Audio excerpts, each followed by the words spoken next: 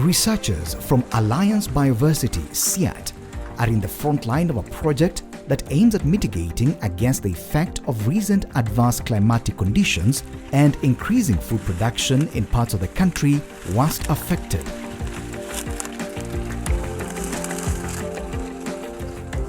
Encompassed by sandy soils, the conditions have adversely affected the quality and quantity of food produced in these regions.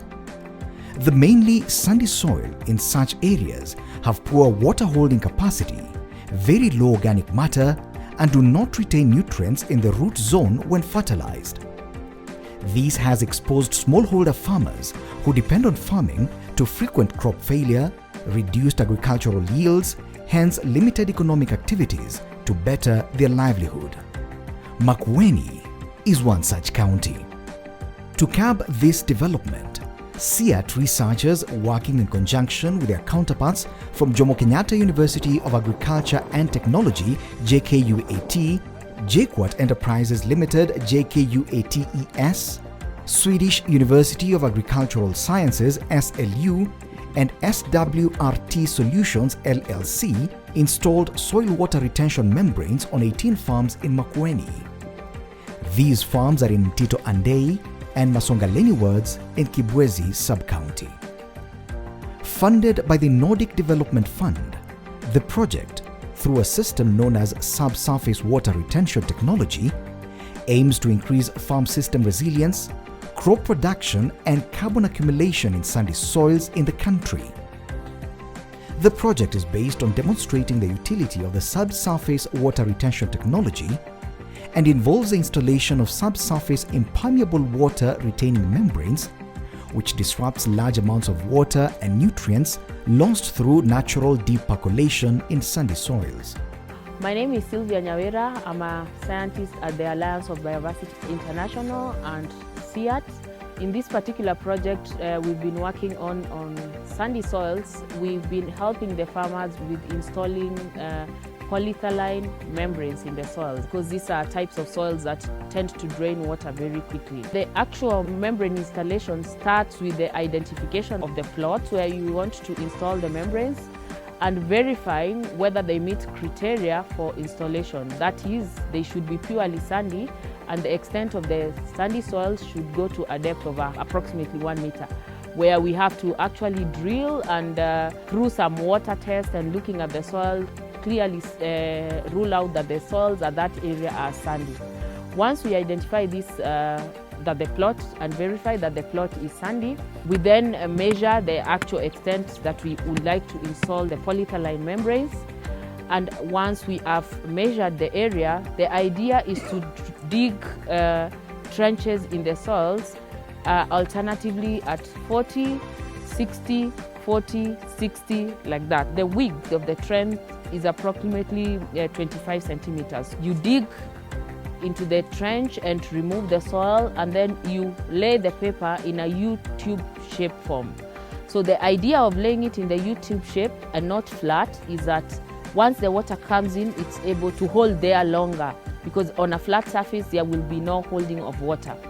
And once you dig the 40 centimeter depth trench, you then move to the 60 centimeter depth and you repeat the process of measuring 25 centimeter. The separation between the 40 centimeter and the 60 centimeter is a very thin layer of soil, so that whenever the 40 centimeter depth trench has filled up in an extreme precipitation event or in a precipitation event, the water that is in the 40 centimeter layer will then drain into the 60 centimeter layer.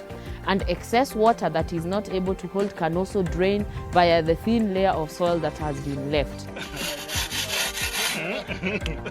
So we tested SWRT membranes for 1 season, during which we realized increased productivity. Actually, significant difference between plots that have SWRT membrane and those that do not have.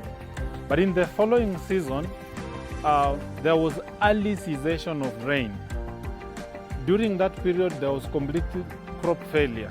And the farmers suggested that if we had some water, they would have even literally helped to water the crop, because the crop had a fruit, but the water available could not sustain it until maturity.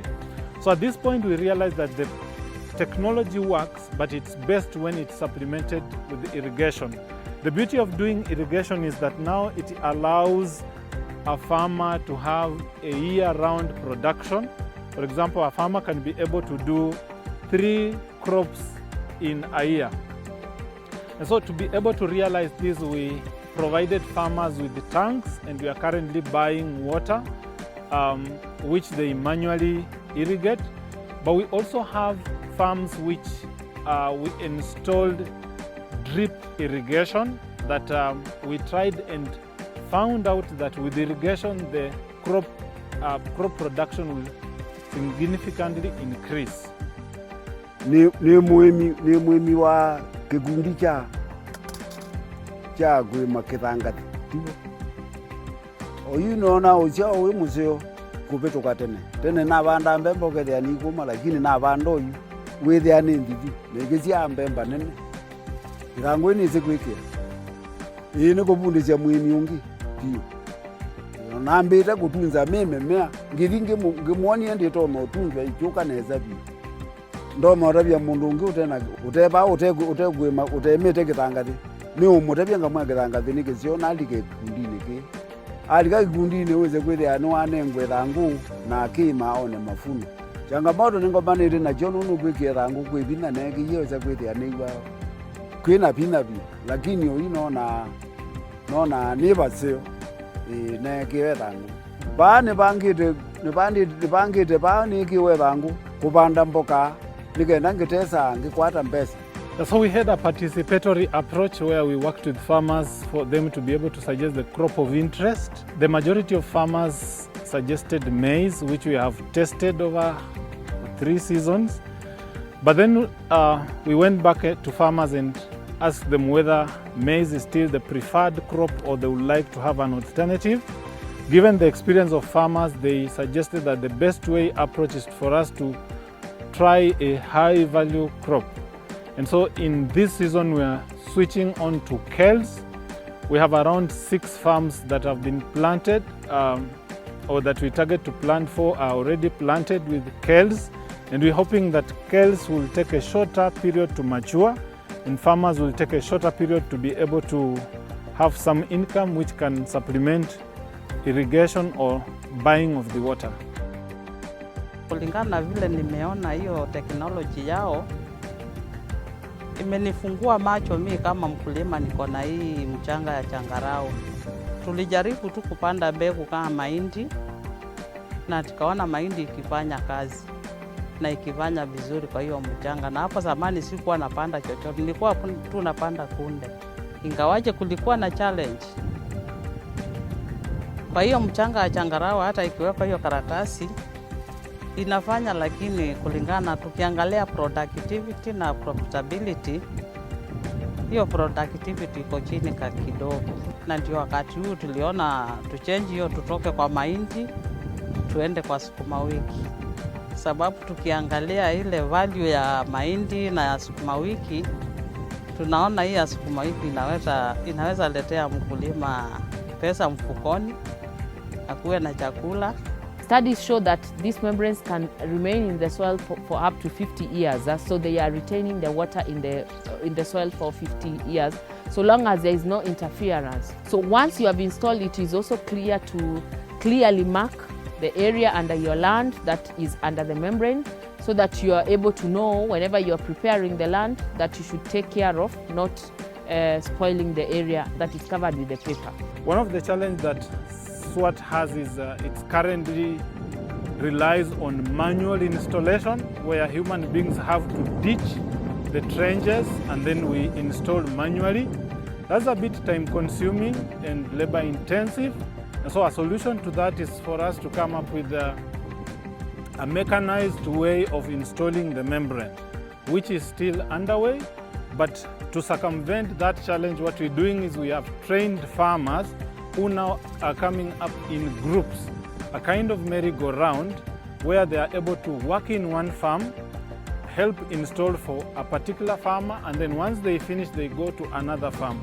We have also a group of trained installers who are able to work with the farmers and guide them through installation and now help them to ensure that the membrane is accurately installed. Coordinate na shirika ya SWRT kutengeneza kuweka shamba, mambo ya changarao mahali iko ni stora. You challenge cha tumitalu tu twitha ila poma okuporomoka mtu akalaka insi ila watema ila mutau twitha tena no okuporomoka ikuwa kungumu matuhundete tuketha tuwalimu paini ketha yu tutwiketa alimu. As a 3-year project culminates, the project has been steadfast in attracting the interest of farmers, financial institutions and entrepreneurs, and raising their awareness on the installation and short-term return on investments and long-term benefits of subsurface water retention technology.